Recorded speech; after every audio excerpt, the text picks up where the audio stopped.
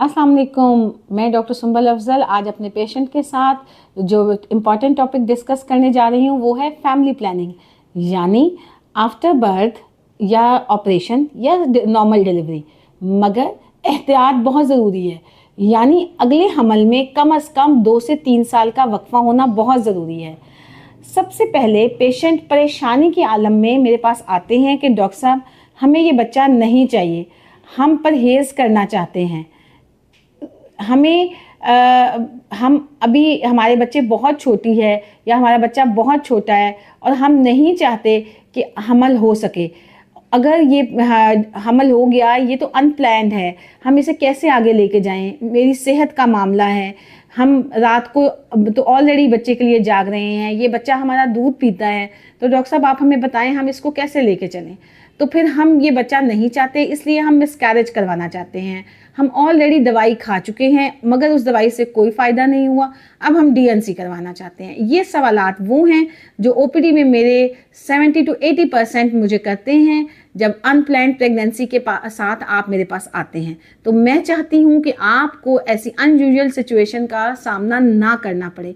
आप proper delivery के बाद अपनी डॉक्टर के पास जाएं और फैमिली प्लानिंग पे मशवरा करें। सबसे इम्पॉर्टेंट बात ये है कि अक्सर कपल ये कहते हैं कि हम कॉन्डम यूज़ करते हैं या इस बैरियर मेथड यूज़ करते हैं मगर फिर उसमें भी हमल हो गया।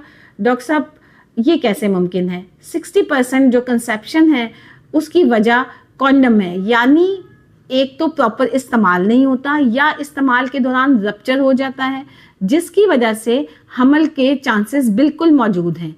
या कुछ लोगों को कॉपर्टी रखी जाती है, मतलब इंट्रायूट्राइन डिवाइस, जिसे हम बैरियर मेथड भी कहते हैं, जिसे हम आम जुबान में छल्ला भी कहते हैं।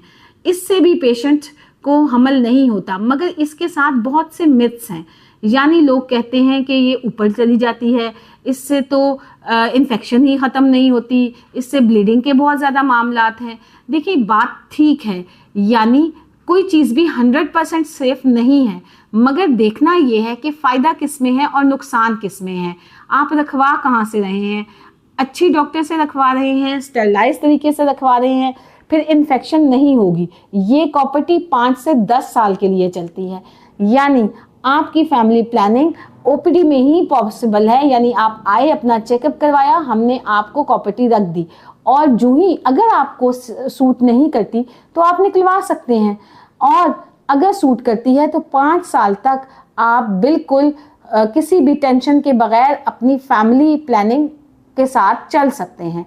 मगर इसके अलावा इंजेक्शन टैबलेट्स भी हैं, कुछ इम्प्लानॉन हम कहते हैं या जेडाल जो हम बाजू में रखते हैं, इन सब चीज़ों में हार्मोन है।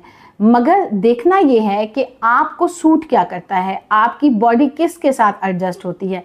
इन सारी चीज़ों को आप अपनी डॉक्टर से डिस्कस करें। मगर मेरा ये एक टेक होम मैसेज है कि प्लीज़ आप फैमिली प्लानिंग करें ताकि अनयूजुअल प्रेगनेंसी से अवॉइड करना पड़े और डीएनसी का सामना ना करना पड़े। शुक्रिया। आप इस मेरी इन्फॉर्मेटिव वीडियो को लाइक करें, सब्सक्राइब करें और अपने दूसरे फैमिली फ्रेंड्स के साथ भी शेयर करें।